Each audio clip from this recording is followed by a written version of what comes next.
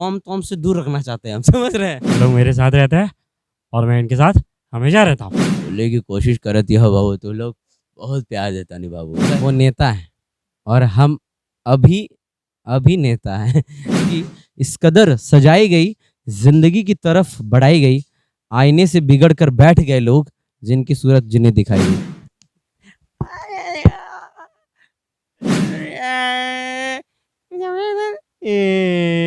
Audience है जो जानना चाहता है कि जो आदर्श आनंद जी है उनका एजुकेशनल क्वालिफिकेशन क्या है और करना क्या चाहते थे और कौन से प्लेटफॉर्म पे।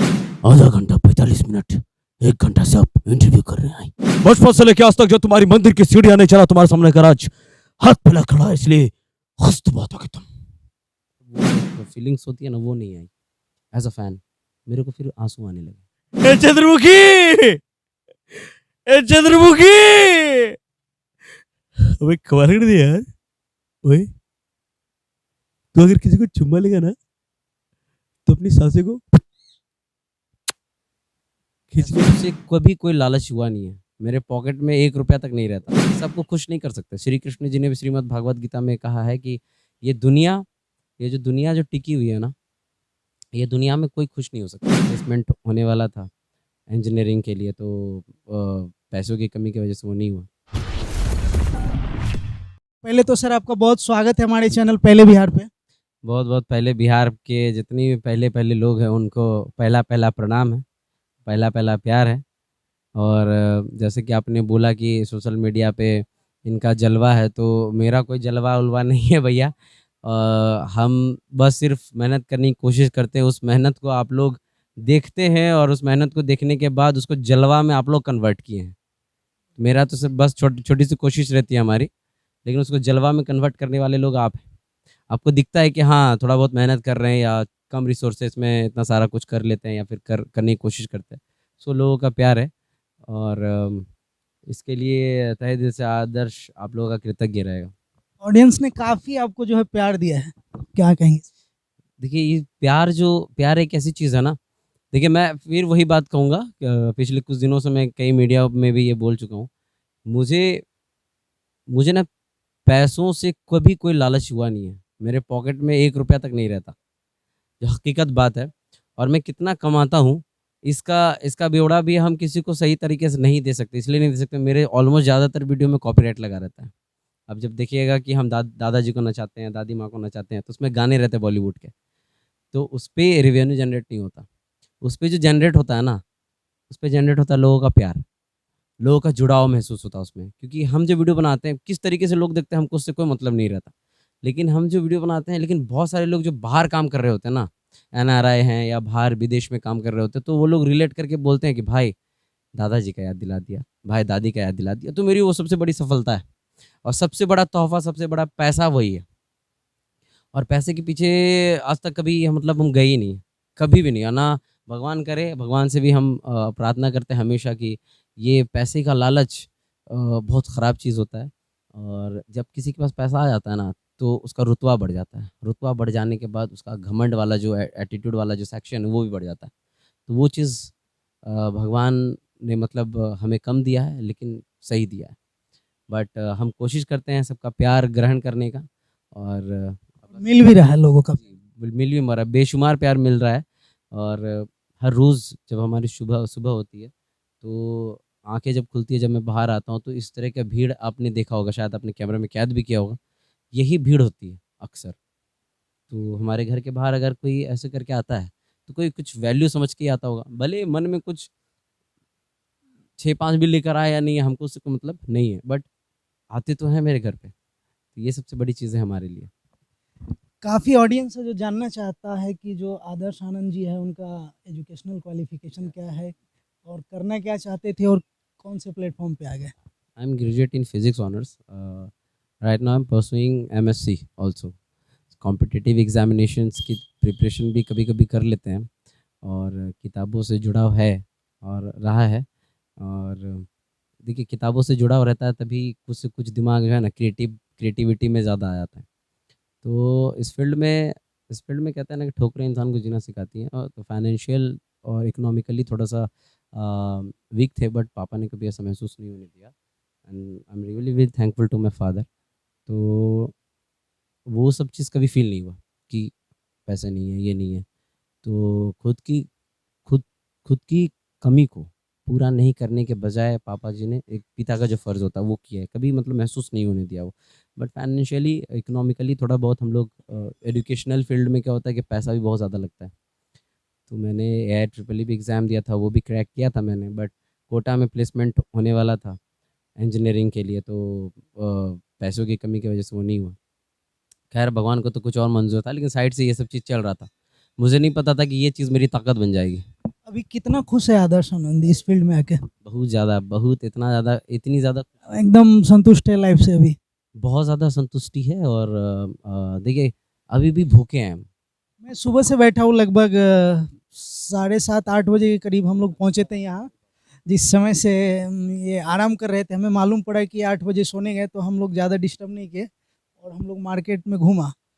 काफ़ी जो है 1-2 घंटा हम लोग यहाँ बैठे, तो सैकड़ों ऐसे फैन्स हैं, जो कोई सिल्लीगुड़ी से है, कोई मतलब बिहार के अनेकों जिला सहित हमारे जो सीमावर्ती राज्य है, वहाँ-वहाँ के दर्शक आते हैं। तो इस तरह से अभी देखिए कि भागलपुर में बहुत सारे पॉलिटिशियन हैं, बहुत सारे एक मतलब सामाजिक कार्यकर्ता है, बहुत सारे, लेकिन आस-पास के लोग भी उनको याद नहीं करता। लेकिन आपको जो है दूसरे-दूसरे स्टेट से लोग मिलने के लिए आता है।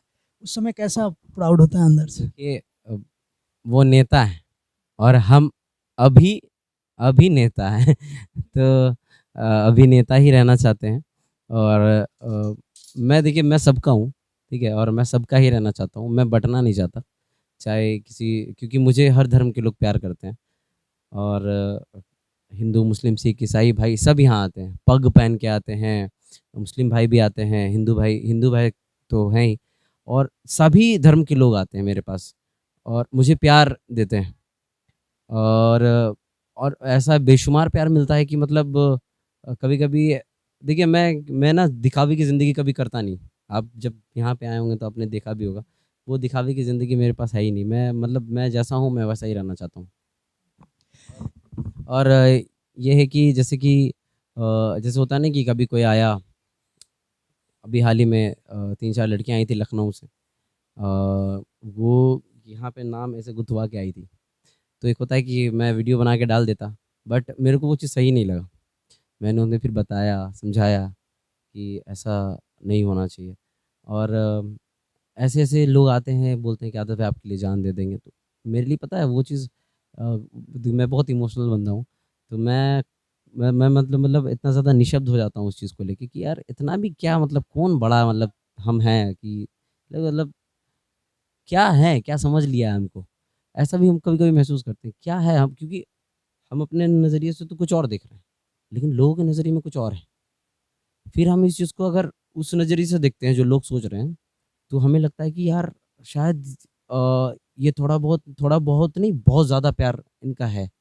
जैसे जब मैं ज़ी टीवी के लिए गया था शो करने के लिए, मूवी मस्ती विद मनीष पॉल सर के, तो वहाँ पे जब मैं गया था तो वहाँ पे नवाज़ुद्दीन सिद्दीकी सर बैठे हुए थे, सामने चेयर पे। जैसे वहाँ मैम बैठी हुई हैं, तो उसी दूरी पे नवाज़ुद्दीन सिद्दीकी सर बैठे हुए थे। और मुझे मिलने का बड़ा मन था क्योंकि मैं उनका बहुत बड़ा फ़ैन। तो मिलने का बहुत ज़्यादा मन था, तो मैं बहुत ज़्यादा रिक्वेस्ट करने के बाद मेरे शो का स्लॉट ख़त्म हो गया। उस स्लॉट के बाद मैंने मनीष पॉल सर से कहा था कि सर एक एक स्नैप, एक छोटा-सा पिक आपके साथ लेना चाहते हैं, और एक एक मतलब एक वीडियो बाइट बना दीजिएगा। मेरा भी चैनल है आदर्श आनंद करके, जैसे लोग आते हैं अभी, जैसे सबको बोलते हैं। तो मैंने बोला आदर्श आनंद करके एक बार उसमें आप बोल दीजिएगा। हाँ, इट्स ओके, मैं बोल दूँगा, टेंशन मत लो। फिर वो मौका मिला ही नहीं। वो बिज़ी हो गए, लोग आने लगे, मिलने लगे। वहाँ पे आप सोच सकते हैं कि एज़ अ फ़ैन मैंने इस चीज़ को जब महसूस किया, तो बहुत अजीब लगा। फिर नवाज़ुद्दीन सिद्दीकी सर से मिलना चाहते थे, तो मेरा फ़ोन रख लिया गया। क्योंकि एक फ़ोटो होना, मतलब वो यादगार फ़ोटो होती, बट फ़ोन रख लिया गया। मेरे को अकेले जाने दिया गया। मात्र 1 से डेढ़ मिनट तक मुझसे बात किए हैं वहाँ, नवाज़ुद्दीन सिद्दीकी सर से। फिर उसके बाद फिर भी मतलब वो एक फीलिंग्स होती है ना, वो नहीं आई।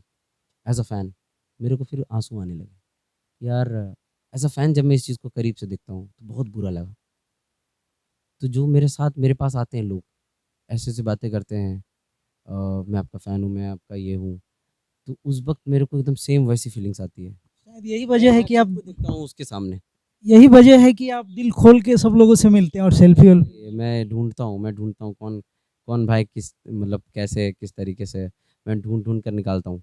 भीड़ में भी रहता हूँ ना तो ढूँढ के निकालता हूँ।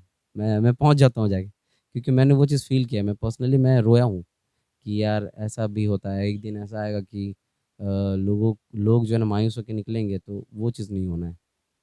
कुछ कुछ अगर लाइफ में करना है तो देखिए, सबको खुश नहीं कर सकते। श्री कृष्ण जी ने भी श्रीमद् भागवत गीता में कहा है कि ये दुनिया ये दुनिया जो टिकी हुई है ना, ये दुनिया में कोई खुश नहीं हो सकता।